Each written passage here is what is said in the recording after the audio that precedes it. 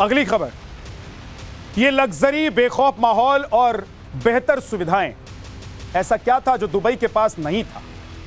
लेकिन पश्चिमी एशिया की जंग में यह शहर पूरी तरह से तबाह होता हुआ नजर आ रहा है, पूरी तरह से बर्बाद होने की कगार पर यह शहर। आर्थिक हालात बिगड़ते जा रहे हैं। दुनिया के कारोबारियों और दिग्गजों के लिए एक हेवन स्टेट पर जंग की वजह से कैसे धीरे धीरे अब काले बादल मंडरा रहे हैं और बारूदी साया है, वो आज आपको दिखाने वाला हूं। लेकिन सबसे पहले जंग से जुड़ी हुई इस वक्त की बड़ी खबर आपको बताता हूं। जंग में ईरान के हमलों से दुबई को भारी नुकसान, आर्थिक और सामरिक तौर पर अगर देखें तो भारी तबाही दुबई में देखने को मिली है। लगातार दुबई का टूरिज्म गिरता जा रहा है, जो दुबई का रीढ़ कहा जाता है। हमलों से दुबई की चकाचौंध को नुकसान हुआ है। जो मॉल और दुकानें ग्राहकों और सैलानियों से हमेशा भरी हुई दिखाई देती थी, वो अब खाली नजर आ रही। तमाम होटल्स और रेस्टोरेंट्स खाली पड़े हुए। हमलों की वजह से दुबई की पहचान धीरे धीरे मिटती जा रही।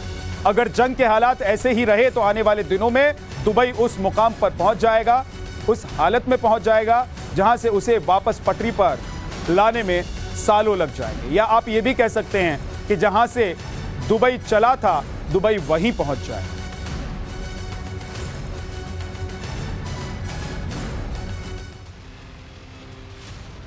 जंग से पहले दुबई कैसा था, क्या था और अब क्या हो गया है? यह सवाल आपके मन में जरूर आ रहा होगा। आपको बता देता हूं कि जंग से पहले, यानी कि जब यह इजराइल, अमेरिका और ईरान के बीच जंग शुरू हुई, उससे पहले दुबई कैसा दिखाई देता था। ये दुनिया के लिए एक लॉजिस्टिक और री एक्सपोर्ट हब बन गया था। दुनिया का सबसे बड़ा west sea port Jebel Ali port था और यूएई के लिए सबसे बड़ा कारोबारी एंट्री गेट हुआ करता था। भारी तादाद में खाना, दवा और सामान का एक्सपोर्ट यहीं से हुआ करता। डीपी वर्ल्ड जैसी आर्थिक पकड़ वाली नामी कंपनियां भी यहीं पर बसा करती। ये कंपनियां दुनिया भर में शी पोर्ट्स को चलाती हैं, डीपी वर्ल्ड जैसी कंपनी। और दुबई की सबसे सुरक्षित अर्थव्यवस्था जो थी वो तबाह हो रही है धीरे धीरे। कैसे दुबई को सबसे सुरक्षित अर्थव्यवस्था के तौर पर देखा जा रहा था। दुबई पूंजी का सुरक्षित ठिकाना माना जाता है। दुबई में दुनिया भर के निवेशक प्रॉपर्टी खरीदने के लिए और इन्वेस्ट करने के लिए पहुंचते थे। रियल एस्टेट में रूसी, भारतीय और यूरोपीय देश भी शामिल। तमाम लोग दुबई में संपत्ति खरीदना सुरक्षित समझते थे, क्योंकि बेहद सुरक्षित ये शहर माना जाता है। यहां का रियल एस्टेट बाजार रिकॉर्ड ऊंचाई पर रहा हमेशा।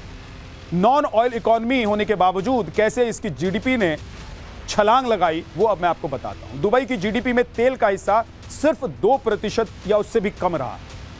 पर्यटन, एयरलाइन और वित्तीय सेवाएं इसकी पहचान और इसकी रीढ़ रही हैं। फ्यूचर टेक और क्रिप्टो करेंसी का यह सेंटर रहा है। गोल्डन वीजा इसके आकर्षण का बड़ा केंद्र बन गया। उदार वीजा नीतियों ने दुबई को एक अलग तरह की पहचान दी दुनिया में। दुनिया भर के अमीरों, उद्यमियों, बिजनेसमैन के लिए यह एक सुरक्षित, महफूज और अच्छा ठिकाना बन गया। एक टैक्स फ्री शहर, लाइफस्टाइल डेस्टिनेशन के तौर पर दुनिया भर के लोग इसे जानने लगे, यहां आने लगे और रहने लगे और आवाजाही करने लगे। मिडिल ईस्ट में चल रहे युद्ध का सीधा असर दुबई पर दिखाई देने लगा। जो दुनिया के सबसे बड़े लग्जरी शॉपिंग हब में से एक माना जाता रहा है, वो अब कैसे चरमराया हुआ है, वो आपको बताता हूं। दुबई समेत यूएई पर युद्ध का भारी असर इस वक्त है और दुबई के लग्जरी बाजार पर इसका सबसे गहरा संकट दिखाई देता है। दुबई मॉल युद्ध से पहले ग्राहकों से खचाखच भरा रहता। बुर्ज खलीफा जो आकर्षण का केंद्र है, उसके नीचे मौजूद दुबई मॉल हमेशा लोगों की भीड़ से पटा रहता। दुबई मॉल महंगे ब्रांडेड सामानों की खरीदारी के लिए जाना जाता है। जंग के बाद दुकानें तो छोड़िए, अब जो जगह जगह लोग आ रहे थे, रुक रहे थे, उन्होंने भी आना बंद कर दिया, दुकानों में जाना बंद कर दिया। जंग के बाद दुकानें तो खुली हुई हैं, लेकिन ग्राहक गायब हो गए। सुरक्षित और लग्जरी शहर हमलों की जद में है। लोग यहां अब असुरक्षित महसूस कर रहे हैं। हमले में दुबई इंटरनेशनल एयरपोर्ट को बहुत नुकसान हुआ है। 7 स्टार बुर्ज अल होटल नाम का एक होटल है, यहां पर 7 स्टार होटल है, उसमें आग लग गई। ड्रोन मिसाइल हमले के चलते टूरिज्म यहां पर पूरी तरीके से चरमराया हुआ है, लोग जा ही नहीं रहे। मिडिल ईस्ट में लग्जरी सामान की बिक्री आधी हो गई। और अब इससे जुड़ी हुई एक बड़ी खबर आपको बताता हूं। इस बीच महाजन के मैदान से जो बड़ी खबर है वो ये है कि अमेरिका ने ईरान ड्रोन को मार गिराया। ड्रोन को गिराने का वीडियो भी सामने आ चुका है। बगदाद में कामकाजी ड्रोन को मार गिराया गया है। ये बड़ी खबर है, तस्वीर देखिए। ड्रोन से अटैक करने की कोशिश थी ईरान की, लेकिन अमेरिका ने इस कोशिश को नाकाम कर दिया। कामकाजी ड्रोन को मार गिराने का दावा अमेरिका की तरफ से किया गया है और ये वीडियो भी जारी कर इसको दर्शाया गया है, दिखाया गया है कि ईरान के कामकाजी ड्रोन को कैसे मारकर गिराया गया है और हमले को कैसे रोका गया है।